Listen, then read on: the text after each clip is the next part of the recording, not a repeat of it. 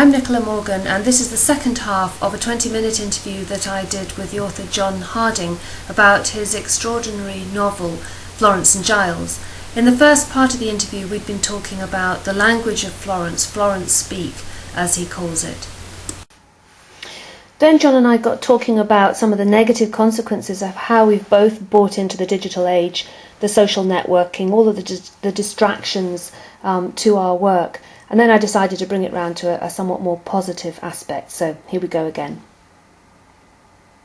On the other hand, because our brains are malleable, we can learn to work very well in different ways. And I've certainly found that I have still never missed a deadline. I still get the same amount of work done, but I find that I'm much better at doing it in short bursts. It doesn't feel very good, it doesn't feel healthy, I'm not advocating it, but I think my neural pathways have developed in order to be able to now work very effectively in short bursts and then go onto Twitter for a few seconds or whatever. Well, that's interesting, because having worked as a journalist all my life, I find that you do work best when you're under pressure, when you're under time pressure. If somebody gives you a deadline of a couple of hours, then you can do something really well. I find that I do stuff really, it comes out really, some of the best stuff I've ever written has been written under those conditions. And if I had longer, it would be worse, definitely. But I think the problem is, it's the attention span thing that you need for books, and you need to write, but for writing books you need a long attention span as well, particularly novels. And I think it's the attention span that's being damaged by these. I see it with my children, and particularly my younger child. I think they do have problems with concentrating on things, and it's very, very difficult for them because they live in a world where that's the norm now. I think another thing that we lose, and I think young people have lost this as well, is the time to think. So the time, not even to be reading, not to be looking at the screen, but to be out there walking or whatever and thinking. And those are the times when, as a writer, as a novelist, you have creative ideas. But it's not just writers and novelists, I think, who need that. I think anybody needs it in order to be able to think about themselves, their lives, where they're going, what they want to do, and process all of the information that's been coming in and do something interesting with it in a relaxed way. Absolutely. You can't do that when you're looking at a screen. No, absolutely. I mean, I read the other day about an app, because a lot of people are getting run over because they're looking at their phones as they're walking across roads. But there's now an app where as you're looking at your phone, your camera will show you what's ahead of you as you're walking, so that you don't walk into a lamppost or anything. So you're not actually looking at what's ahead of you, you're looking at what's ahead of you on a screen, which just sums up the whole thing, really. But I do think it's getting more and more difficult. I think Montaigne said this thing about, the essential thing about life is the ability to sit quietly in a room. And Montaigne spent a lot of time in his tower sitting quietly in his room. And I think when you write a novel, there's this thing that somebody invented, which is a novel in a month, where you write 1,666 words a day for 30 days, and at the end of that you've got 50,000 words, which is a good 2/3 of the average novel. The trouble with doing that is that when you write a book, I generally, when I'm writing a novel, I write 2,000 words a day, and so theoretically I should be able to write a novel in 2 months, but it's not like that, because there are the times when you stop writing and you don't write for several days, or you go over what you've written and change what you've written or something, and it's those times when your subconscious is at work. I think Stephen King had this lovely phrase for it. He called it the boys in the basement. He said, when he's writing, and he comes up against a problem, he goes off and takes a walk or chops some wood or does one of those folksy American things, and then when he goes back, he's got the next chapter, and he hasn't thought about it consciously. Nothing has come into his mind about it. But that's when the boys in the basement, your unconscious mind, the boys in the basement are doing their work there. And when you're writing a book, that's what you need. You need those reflective periods, and that's why I think a novel in 30 days doesn't really work. It's without that reflection, things that you think, I tried writing like that, and the ideas that come out of the ideas you have while you're writing just don't happen in the same way. So you miss so much of what could be in the book. Yeah. No, sometimes when kids in events ask me where I get my ideas, I say from my dog, because when I'm sitting at my computer, I very rarely have an idea, and I'll be stuck. And as you're saying with Stephen King's perfect analogy as well. But so I'll leave the computer and I'll go off and walk with the dog. I come back and somehow it's all sorted out. Now, I didn't talk to anyone else apart from the dog, so it must have been the dog who gave me the idea. So, but it is that act of walking and thinking, and something happens in your mind while you're not doing anything else. I mean, a good analogy is I always do the quick crossword in the garden, which isn't very difficult, but I usually start my day by doing the quick crossword, and it just sort of gets my mind going. Usually I finish it, but some days there's a particularly difficult one, or I'm not in the right mood or something. There'll be 5 or 6 answers I can't get, and I just leave them. And then 4 o'clock I'll pick up the crossword and bang, bang, bang, bang. I'll just read the clue and write the answer. I haven't thought about it once in the interval, and it's just the unconscious mind has done the work while you've been doing something else.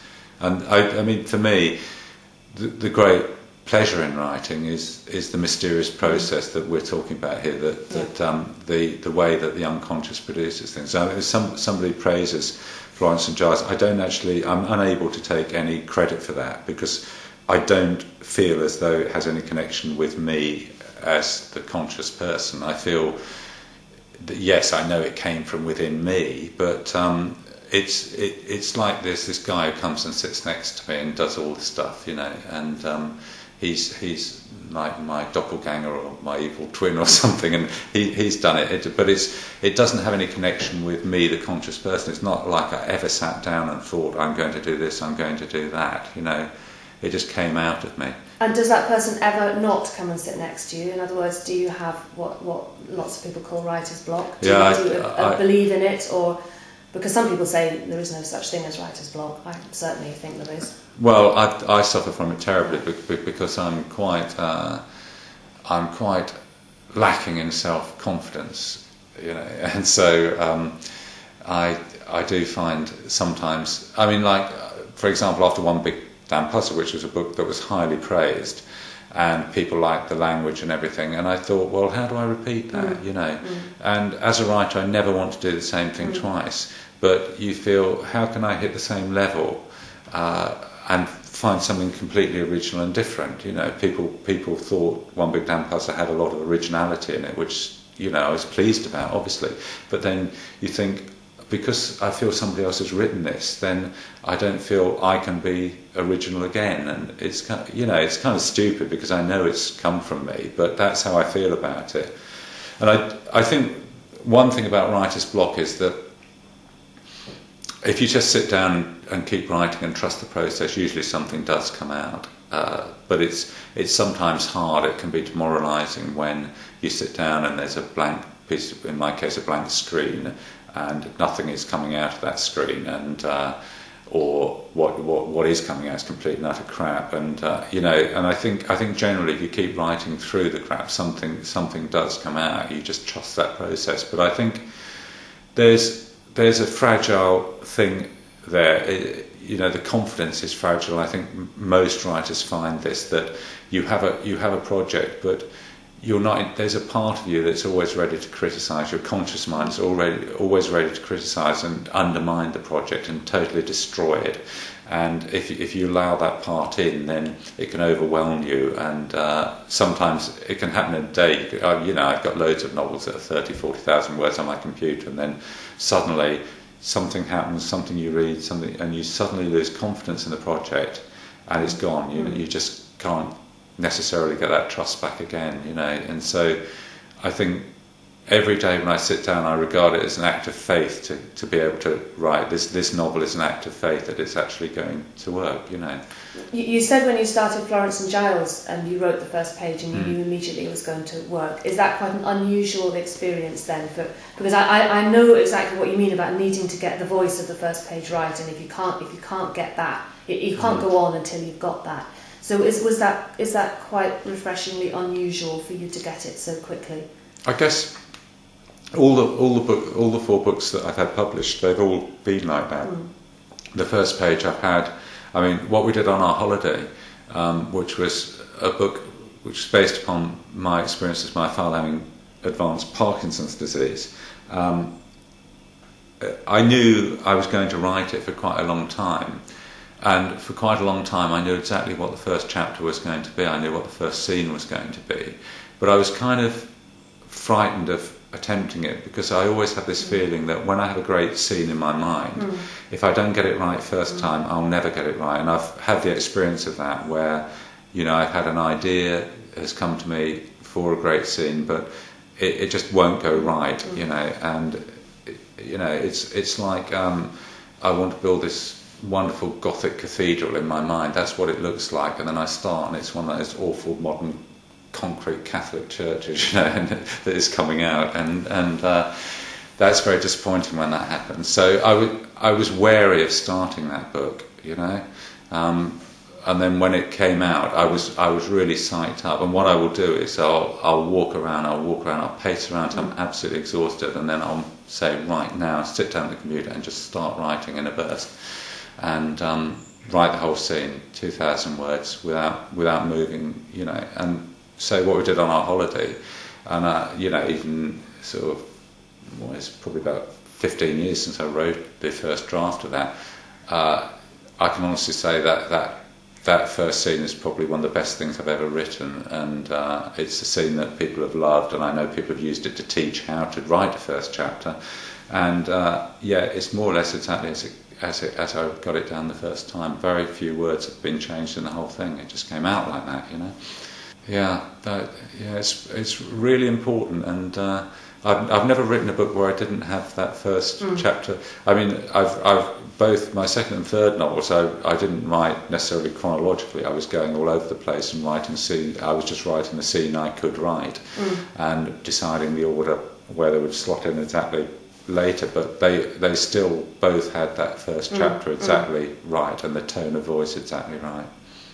Well, my next task is to go and read your other books, because you've certainly inspired me I'm to doing do a that. sell on that. Yes. Well, thank you very much, John. That Okay. was really, really interesting. Fantastic. Oh, great, Thank you. thanks.